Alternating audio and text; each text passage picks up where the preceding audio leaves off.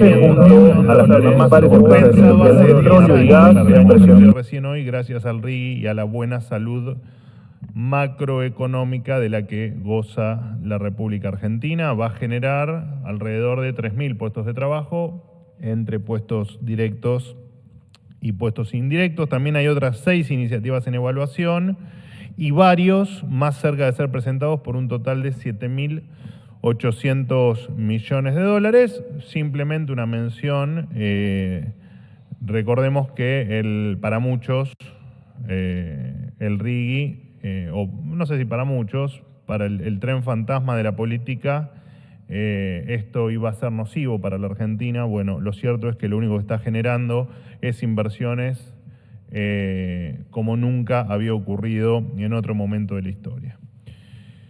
En otro orden de cosas, les quiero contar también que, los asesinatos de mujeres se redujeron en más de un 10% durante este año.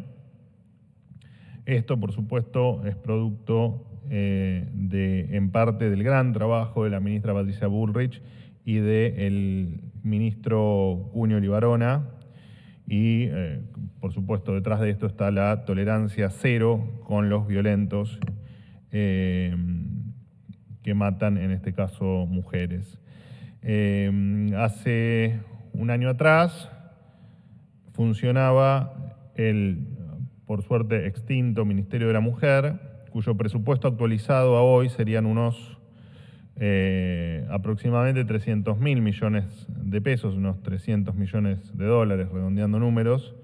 Sin embargo, sin ese ministerio, sin ese gasto y sin ese peso en los bolsillos del contribuyente, se lograron bajar en más de un 10% los crímenes. Así que lo cierto es que hoy a los delincuentes obviamente se los enfrenta siendo implacable en las penas y no con un ministerio que no era ni más ni menos que una fachada para crear empleo militante y para cuestiones como hablar con la E que no hacían efectivamente a la batalla porque las mujeres no sean violentadas, asesinadas, maltratadas, etc.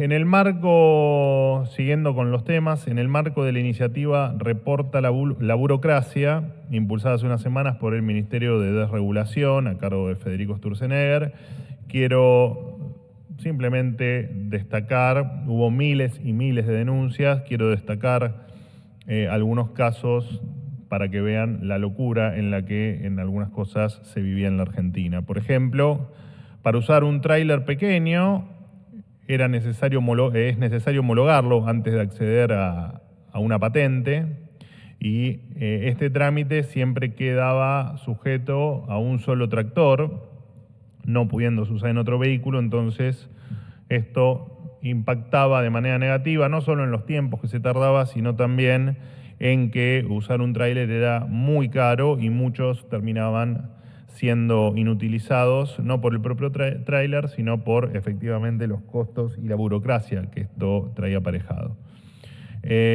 Otro de los casos es de una normativa que prohíbe la venta de productos veterinarios por Internet. Esto afecta, como imaginarán, tanto a consumidores como a profesionales del sector, además de no colaborar con la competencia de precios. Tampoco es fácil acceder a productos de calidad cuando no se tiene Internet como intermediario.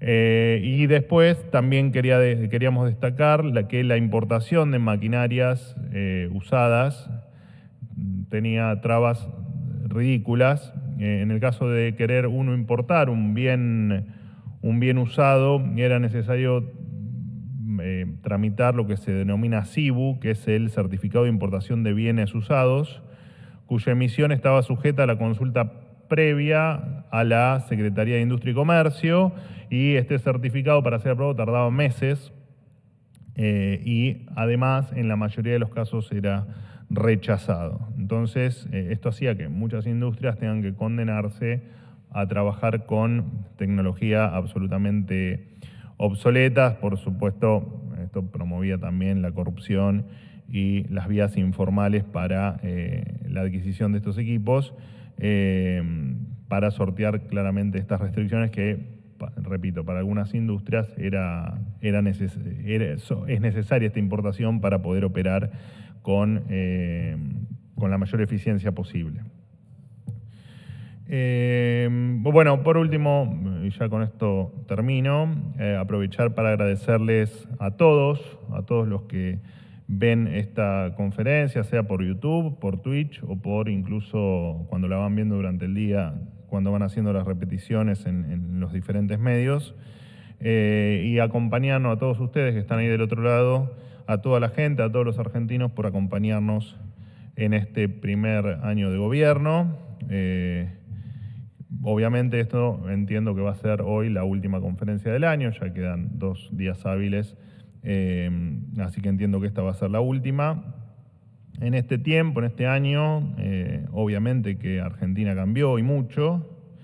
En diciembre, bueno, de hecho hemos hecho un compilado con las preguntas que ustedes mismos me hacían hace un año y donde se repetían las preguntas sobre estallido social, crisis económica, etcétera, y en un año que claramente la inflación había cerrado en el 211% anual.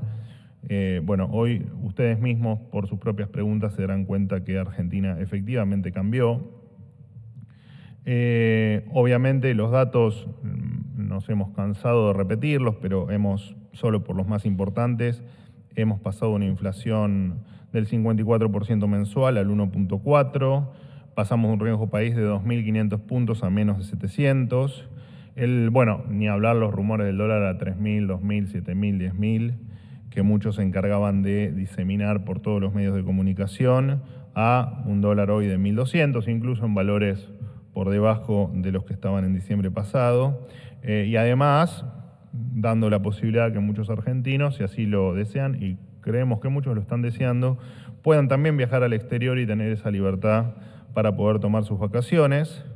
Pasamos del delirio de las calles tomadas, uno de los temas que que muchos pensaban que no tenía solución, también se han resuelto este año, por supuesto, gracias a la ministra Petovelo, gracias a la ministra Bullrich por este logro impensado para tan poco tiempo de gobierno.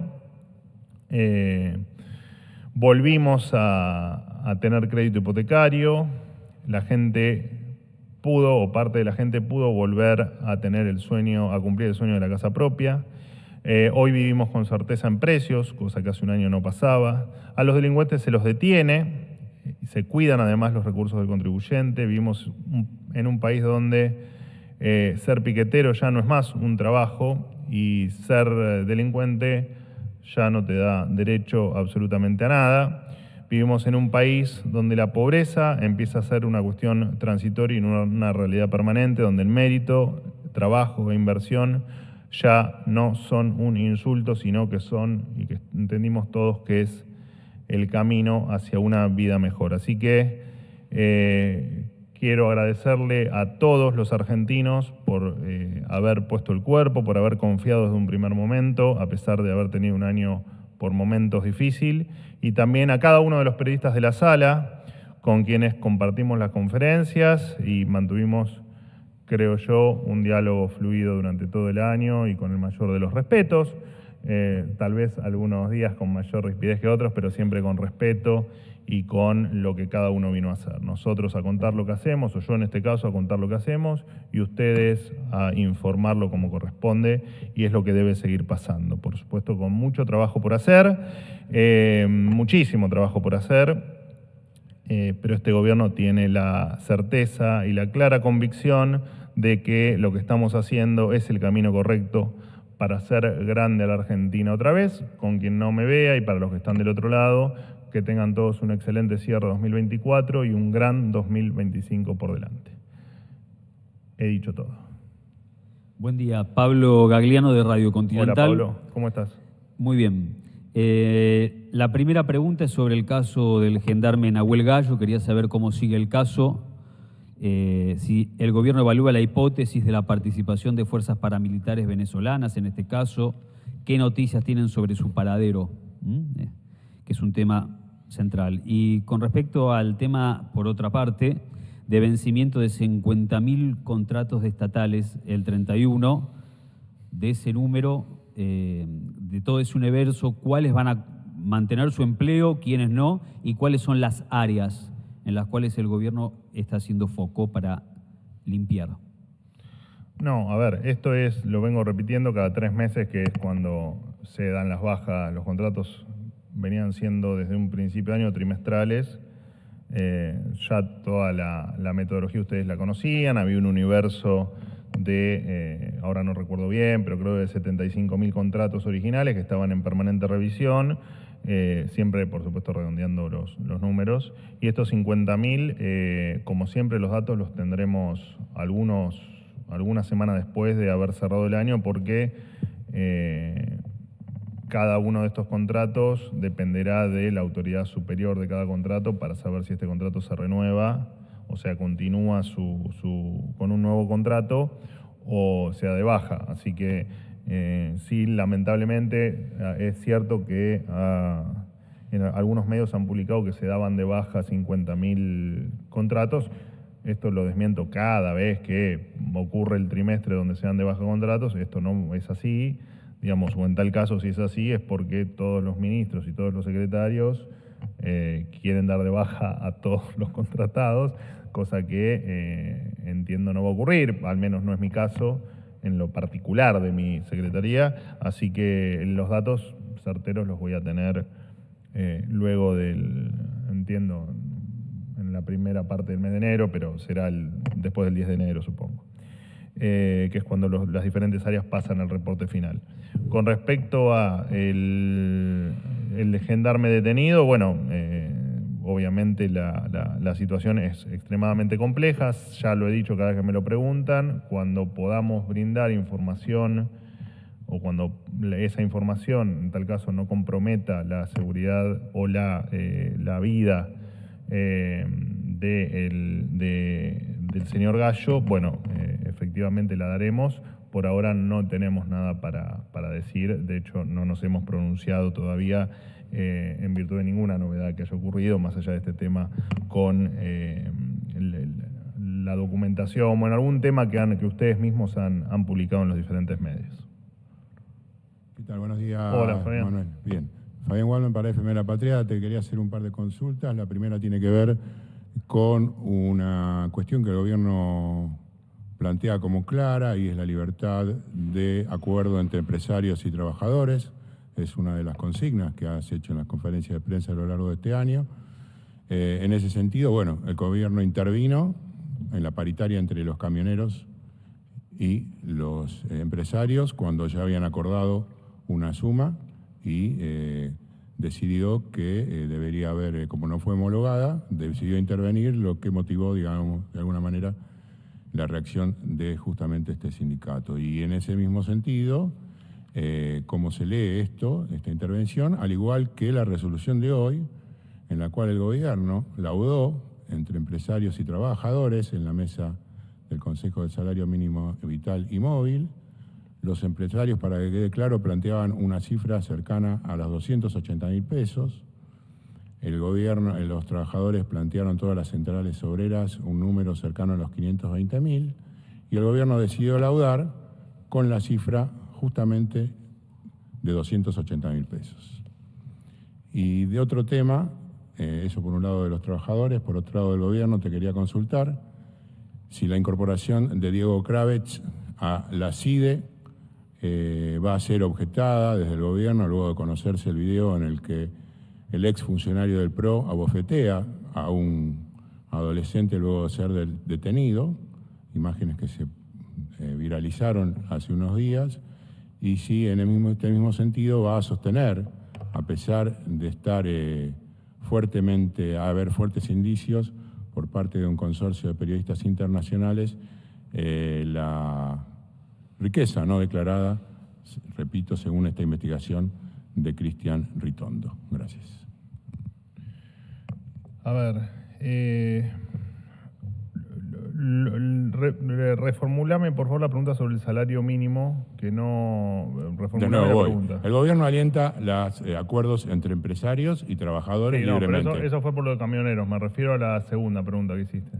Bueno, el gobierno laudó claramente a favor de los empresarios con un número mucho más cercano de lo que proponían las organizaciones que los representan, que es 280.000 pesos, contra lo que pretendían los trabajadores. Recuerdo que el salario mínimo vital y móvil es la base para fijar, entre otras cosas, muchas pensiones, inclusive la misma UH que el propio gobierno aumenta, los subsidios del ANDIS, lo que era el plan potenciar, o sea que si eso se mantiene bajo, hay muchísima gente que lo que perciben, por supuesto, es mucho menos de lo que efectivamente, por ejemplo, aumentó la inflación este año.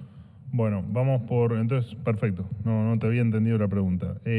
Con respecto a la primera pregunta y respecto a la paritaria de camioneros, más allá de que obviamente no tengo el detalle fino, pero el gobierno siempre promovió las paritarias libres, lo va a seguir haciendo, pero incluso hubo otras paritarias donde el gobierno no homologó, ahora realmente, pero alguna incluso que hemos charlado, no sé si incluso con vos en alguna conferencia, el gobierno lo que hace es simplemente homologar la legalidad del acto.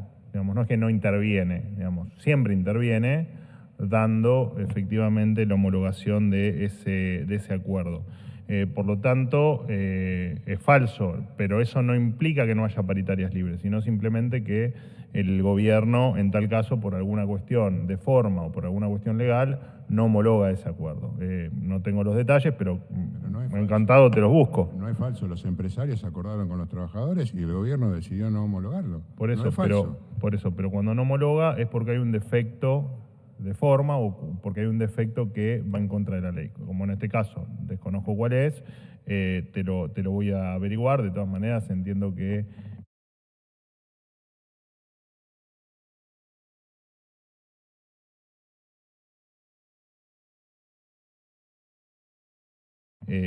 lo podés averiguar en la... Pero me voy a encargar de, a pesar de que hoy no estoy con la NARI, de averiguártelo y de enviártelo. Con respecto al salario mínimo, lo mismo, herramientas como para imponer el salario mínimo que crea acorde. Déjame simplemente recordarte,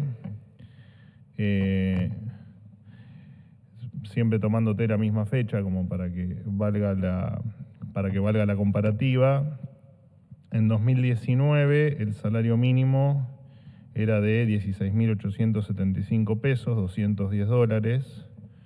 En el 2020, te lo doy en dólares que es más sencillo, 125 dólares, 2021 157 dólares, 2022 179 dólares, 2023 156 dólares y 2024 231 dólares. O sea, de hecho 2024... ¿Qué se puede comprar con esos dólares ahora y qué se podía comprar antes? Bueno, no te traje la comparativa de poder adquisitivo, pero de todas maneras... lo que te quiero referir es, porque imagínate que tampoco tengo la canasta de precios de los últimos 5 años en la cabeza, no estaría acá, ¿no? Estaría en la NASA. Pero diste tu discurso de cálculos. candidatura recién, así que... No, pero para que veas que mientras que estas preguntas no se hacían, hoy efectivamente lo que pasa es que el salario en dólares, el salario mínimo, que dicho sea de paso, el salario real promedio de la economía hoy está en los 1.100 dólares y no en los 300 que nos lo habían dejado en diciembre de 2023. Y efectivamente lo que te muestra es que no solo que somos razonables cuando no se ponen de acuerdo y cuando nos toca laudar, sino que además esto mejora en dólares el salario mínimo vital y móvil de un trabajador, más allá de que, te repito, ¿En serio, el salario de hecho, promedio? conceptualmente tener un salario mínimo es un error, ¿no? Conceptual. Que esto ya lo he explicado en conferencia en bastantes oportunidades, porque de hecho si hay personas que están dispuestas a trabajar por menos de ese salario, el esquema no te permite contratarlo, ¿no? Porque efectivamente no le podrías pagar menos de este salario mínimo vital y móvil. O sea que obviamente que esperemos que cuando Argentina sea completamente normal, conceptualmente el salario mínimo deje de existir. ¿En serio sostienen que el salario promedio, no sé quién gana $1.100 de los compañeros que está acá? Bueno, no sé, qué sé yo. No sé cuánto ganas vos. Me prefiero no decirlo porque Bueno, te daría lástima. Bueno. Así que con respecto al salario mínimo, cuando laudamos es porque consideramos que entre las posturas que hay entre empresarios y sindicatos, entendemos que es un número razonable, digamos, no es ni más ni menos que eso. Con respecto a la incorporación de Kravets, con las imágenes que se conocieron y la defensa de Ritondo frente a una denuncia que el gobierno ya ha desestimado de plano, digamos. No hay ninguna posibilidad de aceptar una investigación, de decir que efectivamente... Pero nosotros en ambos casos, nosotros no nos metemos en procesos judiciales ni en lo que quiere investigar la justicia. Pasó también la semana pasada con otro funcionario que había una investigación, que creo que ustedes me preguntaron, un funcionario de ARCA. Nosotros no nos involucramos en procesos judiciales. Si tienen que ser investigados, que sean investigados y en tal caso actuaremos contra los resultados judiciales, ¿no? Nosotros no somos la justicia, ni prejuzgamos, nos parece bien que los procesos judiciales se lleven a cabo y nos parece muy bien también que quien tenga, no sé, alguna irregularidad, alguna ilegalidad o alguna cuestión que explicar, que lo haga. Pero eso siempre lo hicimos con cualquier caso, digamos, sea con gente que puede ser afín a nosotros, que pueda ser funcionario, que pueda no serlo, o que pueda ser incluso de la oposición. Incluso lo hemos dicho siempre con Cristina Fernández también, que respetábamos el proceso judicial independientemente del resultado. Así que eso es general para nosotros, que creemos efectivamente en la independencia de poderes. Manuel, buen día. ¿Cómo andas? ¿Bien? Hernán Mundo, de Radio Nacional. Preguntarte... Hoy nadie me dijo feliz Navidad, flojo. Felicidades, feliz Navidad para todos. Preguntarte a día 26 de diciembre, ¿cuál es la definición que tiene el gobierno respecto de la Corte Suprema? Si efectivamente está ya redactado el decreto para oficializar por esa vía a Ariel Lijo y a Eduardo García Mansilla, o si todavía el gobierno apuesta a la posibilidad de que sea vía sesiones extraordinarias del Congreso de la Nación. ¿Y cómo han recibido desde el gobierno las expresiones de Horacio Rosati, presidente de la Corte, quien dijo en las últimas horas que la Corte puede funcionar perfectamente con 3 miembros y que en definitiva será también la Corte la que decida si hay algún tipo de irregularidad o si no es admisible el hecho de la designación por decreto de jueces del Alto Tribunal? Gracias. Bueno, a ver, no, en principio no. Está claro que siempre lo dijimos, ¿no? Eso de está redactado el decreto, en general cuando ustedes dicen está redactado el decreto, no está redactado el decreto, ¿no? Este es un caso más, digamos. No, de hecho creo que el ministro Francos lo dijo en una entrevista hace algunas horas. Todas las posibilidades están abiertas. El presidente ya dijo que lo iba a hacer solo en condiciones, lo de nombrarlos por decreto, solo en condiciones donde la justicia se empantane, digamos, donde se necesiten los miembros y el Senado no haya resuelto. Nosotros tenemos en claro que es una atribución que tiene el Senado y que lo deben resolver se debe resolver en ese ámbito. Nosotros solo vamos a intervenir en el caso de que efectivamente el Senado no lo resuelva y haya que resolverlo por alguna cuestión coyuntural. Que esto también lo dijo el presidente en una entrevista. Así que después si esto se discute en febrero, en marzo, cuando sea, eso la verdad es que no lo sabemos y será también un tema que se resolverá con el inicio del año. Sobre los dichos de Rosati, ¿la Corte, a juicio del gobierno, puede funcionar con 3 miembros? Bueno, a ver, nosotros entendemos que la justicia clara, vuelvo nuevamente a lo que dijo el jefe de gabinete, Guillermo Francos,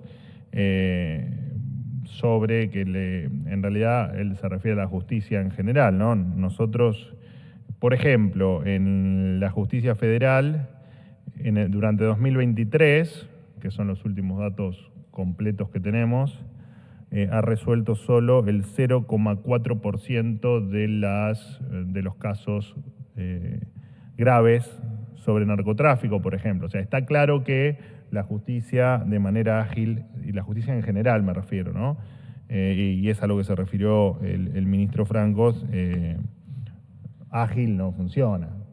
Eso está claro. Lo que no quita que hasta ahora, en el caso de la Corte Suprema, viene funcionando con 3 miembros, y te repito, mientras que no haya algún impedimento para que la justicia avance, bueno, será un tema que resolverá el Senado y que nosotros no tenemos mucho para decir. Está claro que me parece que todos estamos más o menos de acuerdo en que la justicia, si hay algo que le falta, es agilidad.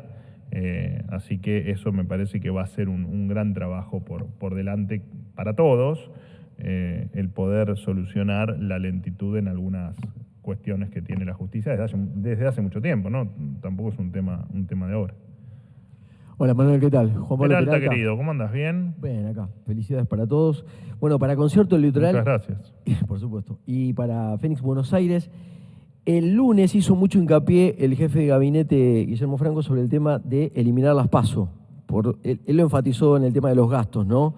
Dijo, con las generales son 500 millones de dólares aproximadamente, y unos 150 si se eliminarían las PASO. Bueno, sí. Todavía no está confirmado, pero probablemente se desdoblen las elecciones. Por ejemplo, en la ciudad de Buenos Aires ya creo que se explayó al respecto Patricia Burri, pero más allá de eso, en contra, ¿no? Obviamente.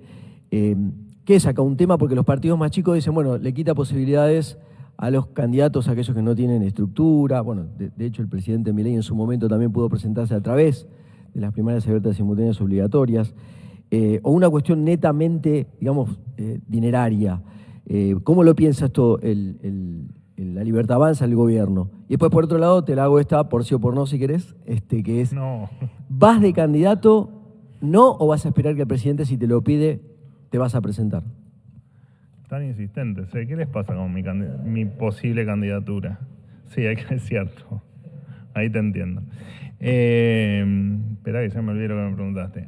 El tema de el tema de las PASO es por supuesto que hay un tema de fondos. Digo, hacerle gastar a la Argentina, a los argentinos, 150 millones, o sea, porque vos dijiste 500 millones de dólares, en realidad eso es todo el proceso electoral. Se calcula que las PASO tienen un costo aproximado, si se hiciesen hoy, de unos 150 millones de dólares, o sea, a número redondo, 150 mil millones de pesos. Es la verdad que nos resulta absolutamente innecesario. Y después tiene una cuestión de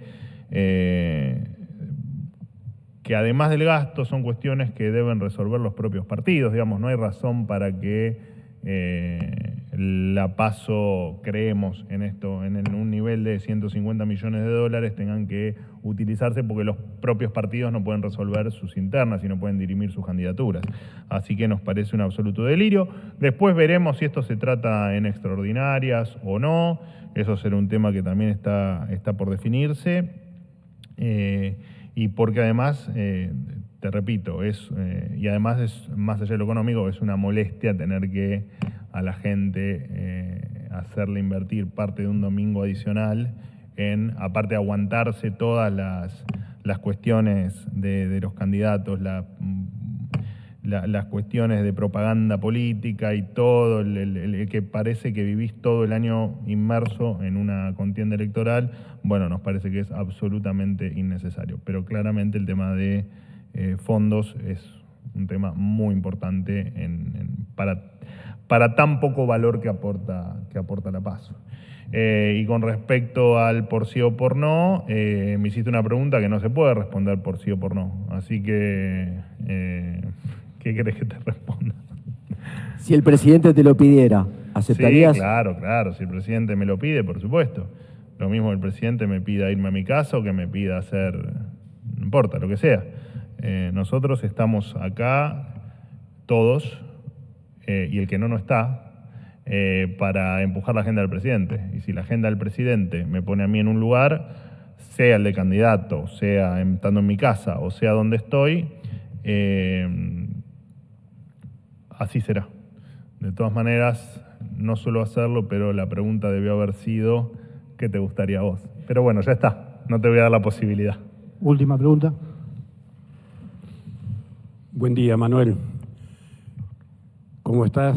Muchas bien. felicidades. Muchas gracias. Y bueno, la pregunta, Alberto Lampugano, Ecomedios AM 1220 y sus repetidoras. Visto la denuncia efectuada por la legisladora, más que nada diputada nacional de La Libertad Avanza, Pagano, en contra de las autoridades del municipio de la Ciudad de Buenos Aires con respecto al incidente de estos dos diplomáticos rusos en el día de ayer aquí en la Ciudad de Buenos Aires. El gobierno nacional, quizás a través de la Cancillería, ¿actuaría o intermediaría en este conflicto antes de que llegue a alguna instancia superior a nivel internacional? No, a ver, nosotros entendemos que eso no es un escenario posible.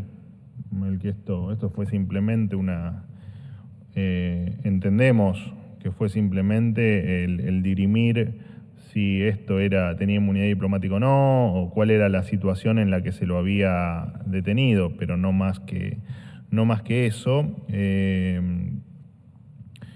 Simplemente te aprovecho para contarte que el Ministerio de Seguridad junto a Cancillería enviaron al Departamento de Seguridad Diplomática de la Policía Federal Argentina el caso para que se haga cargo de la situación y dar cumplimiento, que fue el tema de debate, la Convención de Viena y las leyes que rigen las relaciones diplomáticas.